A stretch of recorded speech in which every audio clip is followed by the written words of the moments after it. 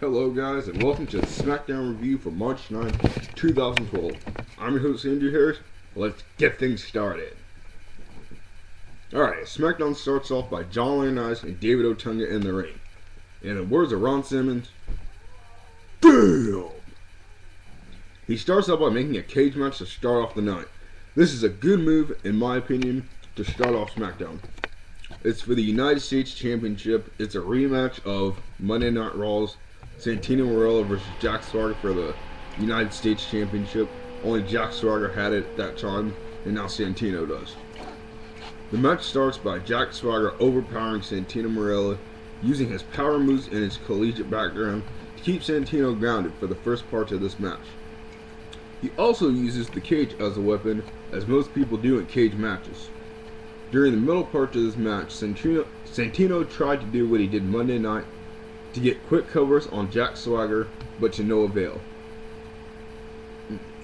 I'm really impressed with the development of Santino Marella. Ever since he came from the audience years ago, I forgot what year it was, he's developed well, and I hope he continues to develop into a great wrestler and hopefully becomes a World Heavyweight Championship one day. But back to my review. Off of a distraction, Santino Marella retains the United States title because of a distraction. Jack Swagger had the ankle lock and Santino, and he reversed it. While this is going on, his manager Vicky Guerrero was arguing with the referee, and as that was ending, she uses the door as a weapon, but instead of hitting Santino Marella, she hits Jack Swagger, and Santino crawls out of the cage door and wins the match. Great first match. The next segment has David Otunga, John Laurinaitis, and Theodore Long. John Laurinaitis basically reminds Theodore Long of the Aksana vs. Kane match that he made Monday night. Theodore pleads with John Laurinaitis not to let this match happen. Instead, John Laurinaitis makes John Laurinaitis vs. Theodore Long, and if Theodore Long wins, Aksana and the Kane match would still go on. Weird stipulation, right? Alright. Most of you know John Laurinaitis vs. Theodore Long might be a potential WrestleMania 28 match. And if it is, why not let it build some more before you get these two in the ring attempting to fight each other? That's just my opinion. Alright, the next segment has Drew McIntyre coming out to the ring. Why, I don't really know, because he was fired by Theodore Long last week, so let's see what happens. He basically comes out and says that John Laurinaitis is giving him another chance to earn his job back. But he has to fight the Great Khali. Oh, wait, guys. David Otunga comes out to the ring and tells Khali to go to ringside because that's not his actual opponent. His actual opponent for that match is Hornswoggle. Yeah. Drew McIntyre versus Hornswoggle. Hornswoggle, Drew McIntyre. Hornswoggle, Drew McIntyre. I'm not even going to go into this match because it was just straight up bullcrap. And we already know who wins the match. Hornswoggle, right? Wrong. Next segment has Ezekiel Jackson and Mark Henry in a one-on-one match. In my opinion, this was a very, very disappointing match, because it didn't last very long, and Mark Henry basically just took Ezekiel Jackson to school. And we already know who won that match. Mark Henry. Sad faces. I know. Sad faces. Although, Mark Henry did come out with some new arena attire, finally. So, that's plus. Alright. The next segment has the match of John Laurinaitis and Theodore Long. John gives Theodore one last chance to lose the match by basically laying down and having John Laurinaitis count 1, 2, 3. But of course, being the man that Theodore Long is, he says no. So King comes out to the ring, and Aksana is just scared to death. She's crawling in the ring and just everything. Luckily, Randy Orton comes out to the ring and RKO's Kane. And while this is going on, John Laurinaitis is arguing with Randy Orton, which allows Theodore Long to pull up for the win. Wait, Theodore Long? He's won one match. He's almost as defeated as Michael Cole.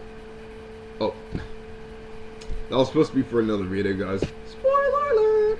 Whee! Alrighty. The next match is a tag team match featuring Kofi Kingston and Little Jimmy, R-Truth, versus Epico and Primo. And of course this match starts out fast because you have 3 cruiserweights and 1 light heavyweight. The tag team champions isolated Kofi Kingston for the middle parts of the match, keeping him grounded with headlocks and arm drags. But during the mid to end part of the match, Kofi got a hot tag to R-Truth, and R-Truth comes out with fire. After a distraction from Rosa Mendez, Kofi Kingston kicks Primo. Little Jimmy does the R-Truth and wins the match. Good job, Little Jimmy. Good job. Good job, Little Jimmy. Alright, next segment has a Michael Cole exclusive interview. Another boo. Michael Cole sucks. Boo. Alrighty. It has an exclusive interview with Sheamus and the World Heavyweight Champion Daniel Bryan, leading up to their match at WrestleMania 28. It starts out as Daniel Bryan talking about how it wasn't luck that he's won all these matches, leading up to his championship win and his championship defenses at the Royal Rumble and the Elimination Chamber. Sheamus states that he is proud to perform in front of the WWE every week and how he's proud to be there being from Ireland. He also states that it's because of AJ that Daniel Bryan has been winning all these matches. Now when AJ says that's not true, Daniel Bryan says shut up, and AJ basically gets in his way. Now, if I was Daniel Bryan, I really would not have said that, because you shouldn't say things like that to the woman you love.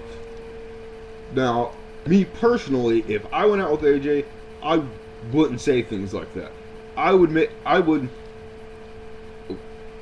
lost my train of thought there, guys. Hold on. Oh yeah, if I went out with AJ, I'd make her feel like a queen, and she'd probably get sick of it, but in a good way. Never, ever, ever, ever, ever, ever should you treat a woman the way that Daniel Bryan did AJ tonight. If I knew Daniel Bryan personally, I'd probably figure out where he's at and beat the shit out of him. But I'm getting off topic, guys. All this segues into the main event, which is Daniel Bryan, Cody Rhodes, and Miz versus Big Show, Randy Orton, and Sheamus. Now, in my opinion, this was actually a pretty crappy main event. You basically had all the potential WrestleMania opponents and WrestleMania opponents in one match. Daniel Bryan, Sheamus. Cody Rhodes, Big Show. Randy Orton and The Miz isn't too big of a rivalry, but I had to pair him with someone. And in my opinion, it was an okay way to end SmackDown, but if we're going to put all this star-studded in main event, you have to put star-studded in the beginning of SmackDown, you have to put at least decent things in the middle, and then you have to go out with a bang in the main event. Me personally, I would have put the cage match in the middle, to put power in the middle. I would have had Daniel Bryan and Sheamus in the beginning, and then to finish things off, Big Show versus Cody Rhodes. That's mine. That's my card for the night. That's how I put mine. Which leads me to my question of the day. Did you like my opinion on the card? Having the cage match in the middle and having Daniel Bryan and Sheamus more in the beginning of the show, and Cody Rhodes and Big Show as a possible main event card. See what you guys think down below. Alrighty.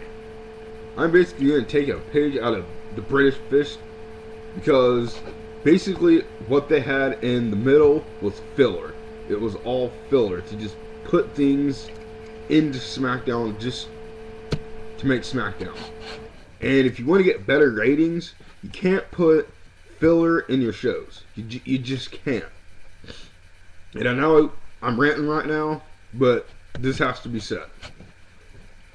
For Raw to get for SmackDown to get the ratings that Raw gets, you have to put star power in start, which SmackDown had tonight, in the middle, which SmackDown didn't really have. It didn't really have its A show like it sometimes does. And at the end. Now, some of you probably disagree with me about the main event tonight, with Daniel Bryan, Cody Rhodes, and The Miz versus Big Show, Randy Orton, and Sheamus. I'm not saying it was a bad main event. It was just bad in the way that WWE put it as a 6-man tag match. I didn't like that, and I hope they do a little better next week. Alright, guys. I'm about to do something I'm probably going to get flagged for. Please don't flag me, guys. But I'm going to do it anyway. I'm going to do my Daniel Bryan impersonation. And every week leading up to WrestleMania on SmackDown, I'm going to do an impersonation. And this week, it's Daniel Bryan. Ready? Go. Yes! Yes! Yes! I am the World Heavyweight Champion! Yes! Yes! Yes! Hey guys, guess what? I am a douchebag! Yes! Yes! Yes! Oh my gosh! Daniel Bryan! I can't believe it! You're the World Heavyweight Champion! Oh my god! Shut up! Just shut up! Shut up! Yes! Yes! Yes! Oh, shut your mouth! Alright, guys. That's my SmackDown review for tonight. And I hope you guys see me for... I hope you guys watch my Raw review on Monday night. I know I said I was going to do an Impact review, but it's pretty much 2 days late. So, I promise you guys, I'm going to do an Impact review next week. I promise you guys. Alright, I hope you guys enjoyed it. And I'll see you on my Raw review Monday. Bye, guys.